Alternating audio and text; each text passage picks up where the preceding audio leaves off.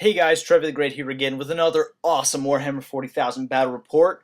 And yes, my Tyranids are coming back out to beat some face, specifically some Grey Knights face today. I had a little chip on my shoulder playing my own Grey Knights. I was like, wow, I can't beat Grey Knights. They're so crazy. They got so many cool special rules. So I decided to go up against some Grey Knights at my local game club this morning and try to kill them with my awesome Tyranids and a bunch of Gene Stealers. So we'll see how that went.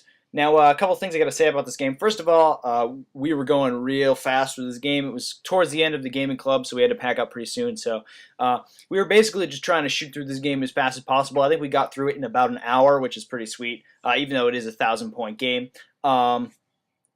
Second of all, because we were going so fast, the pictures we took weren't all that great. I didn't really have time to take really nice pictures, so they are pretty fuzzy. Again, really sorry about that, guys. But hey, you got a battle report, so what can you do?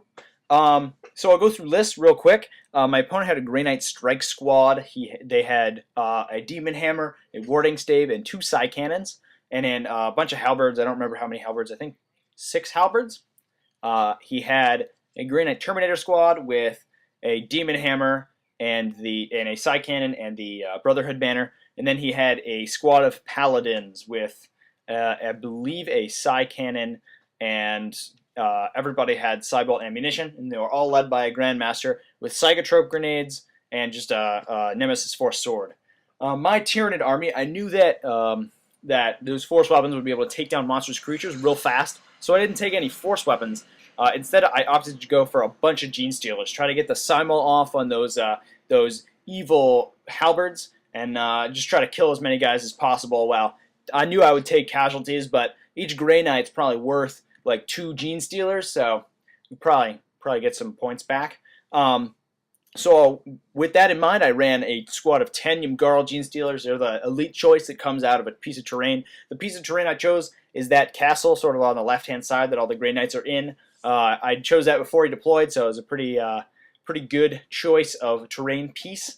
And then I have 3 squads of 10 just normal Gene Stealers with no upgrades. They're being led by a unit of 4 warriors with Toxin Sacks and Death Spitters. So this can be like a shooting base, and that's going to be able to run up and do some damage in the late game when my opponent has taken a bunch of casualties.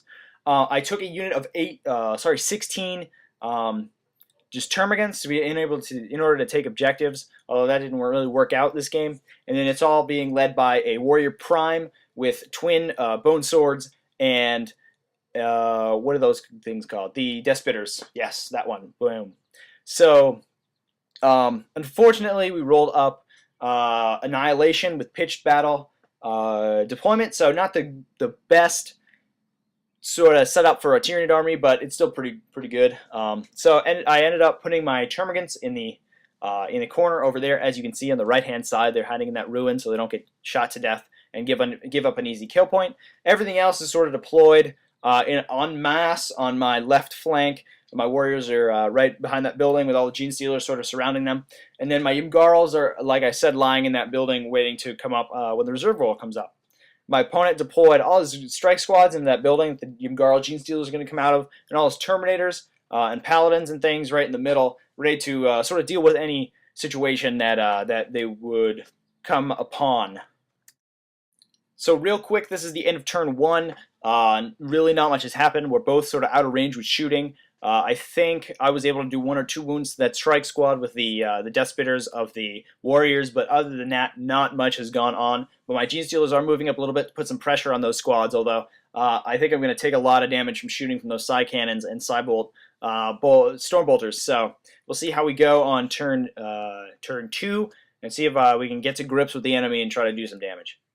Okay, so a lot happened round 2. It's sort of off the picture now. Again, sorry for the pictures. We were going real fast through this game. So I've done a bunch of damage to those Terminators down in the front there, almost on the right-hand side of the screen with the Grandmaster in them. They just have been failing saves left and right. My Death Spitters have been just popping them down. I think it's down to 2 Terminators and just the Grandmaster. So see if we can wipe those out and get an easy kill point from them. The Ymgarl Gene Stealers have come out in the building. And they have been able to just wipe out the entire strike squad really easily. I increased toughness for the round, although I didn't really need it because he wasn't able to do much damage against me, and I was able to just get so many rending attacks off and just wipe him out. Unfortunately, before that happened, however, my opponent's turn. My opponent is going first in this game. He was able to wipe out that Genestealer squad that was in the front there on my left flank. Kill that off with a bunch of Psy Cannon and Psybolt ammunition, Stormbolter shooting, and I did go to ground to try to save them, but it really wasn't enough to save the whole squad. There was just too much shooting going on at them. So I've decided to sort of hang back my Genestealers, try to let those Ymgarl Genestealers put the pressure on my enemy, because those guys could really take out one of those units if they get the assault off. So we'll see how it goes in turn 3. So here's the end of turn 3. Unfortunately, my opponent was able to move his Terminators and his Paladins back and just get a bunch of shooting off onto the Ymgarl Genestealer squad in the building, and then assault it and just wipe it all out. He had a bunch of Force Halberds in there, and his Grandmaster has a Force Halberd, so he's striking initiative 7, which is going to beat those Genestealers and able to do a bunch of damage before I can attack back.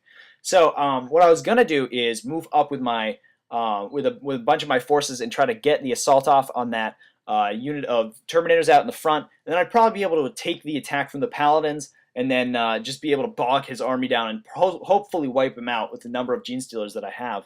Although, unfortunately, my Warriors rolled only double 2s on their difficult terrain test for moving through that ruined building, so they were forced to move backwards instead of forwards, because if they'd moved forwards, they would have gotten easily counter-assaulted. So my opponent's just moving up with this inexorable wall of sort of ceramite armor, and just trying to do wounds to the Warriors as he comes in.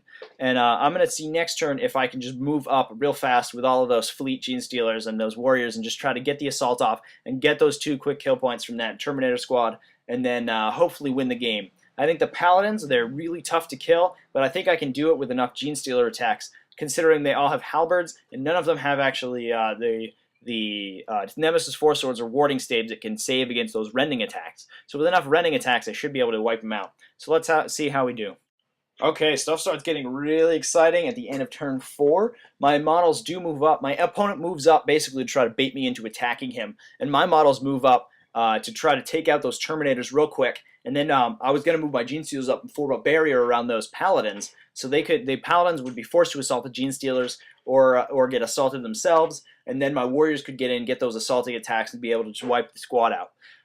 Unfortunately, what I didn't bargain on was that my opponent's Grandmaster had Psychotrope grenades. Now, for those who haven't played Grey Knights and witnessed the hilarity that is Psychotrope grenades, what they do basically is they roll on a chart for each enemy unit that assaults, and they have all sorts of wacky stuff happen to them. My Warriors decided that to be philosophers and didn't really see the point in fighting anymore, so they were all reduced to only 1 attack for that round of combat. Now that does include the assaulting, the attacks they get for assaulting, so each one was only allowed to make 1 attack, which is really bad considering each warrior would normally have 4, and the Tyranid Prime would have 5 with power weapons. Both the Genestealer squads got really dizzy, I guess, and turned initiative 1, which is really bad because I would have been able to strike before his Terminators and try to wipe them out before they could do any damage. Fortunately, though, with me being fearless and with just the numbers, I was able to still kill his 2 Terminators and drop his Grandmaster down to only 1 wound. So we are stuck in combat, but his Grandmaster is going to go down, and he's still going to have to assault those Paladins into those Genestealers in order to get the assault off, unless he just wants to wait and see if his Grandmaster survives, although I think he's probably going to assault me in the next turn and try to kill those guys off. So here it is, last photo of the game. My enormous hordes of Genestealers and my Warriors finally are able to pull down the Grandmaster and then envelop those Paladins and kill them all. Unfortunately, my opponent had a bout of bad rolling with his Paladins in the first turn they came in, didn't really do much damage to the Genestealers. I think he might have killed 1. And then the Genestealers just turned around and did an enormous number of wounds back to the Paladins, and were able to bring them down just to 2 models, 2 with 1 wound each, and then the next round of combat just kill them right out. So that was the game. I was able to wipe my opponent out, which is pretty sweet. I didn't even need to use my Termagants, although I don't think they would have done anything. They might have given off a nice kill point to my opponent, but thankfully they weren't required in this game. I know this was a real quick game, not a lot of tactics, strategy going into it, not a lot of real deep thinking involved, but it was it was good fun. Those Psychotrope grenades are really good in the game and make for some really funny moments. I just love the idea of the warriors running in and going, roar! Wait, why are we fighting again? I don't understand. What's the meaning? What's the point? So, I thought that was pretty funny.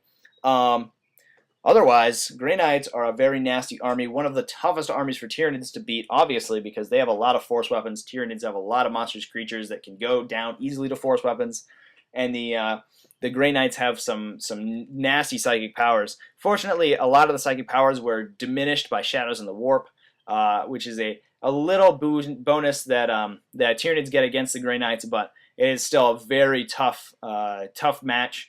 And I don't know if I could pull it off in a bigger game, say 2,000 points, just because the Grey Knights would have so many of those high wound, high armor save models that I just couldn't deal with without monstrous creatures, which the Grey Knights would then easily take out. So I hope you've all enjoyed this little battle report. And if you want to see more awesome battle reports, check out my website, trevyspaintingtable.com, or just go to my channel, check that out, subscribe, do all that sort of stuff that people tell you to do on their channel. So yeah. That's it for today, folks. Trevor the Great, out.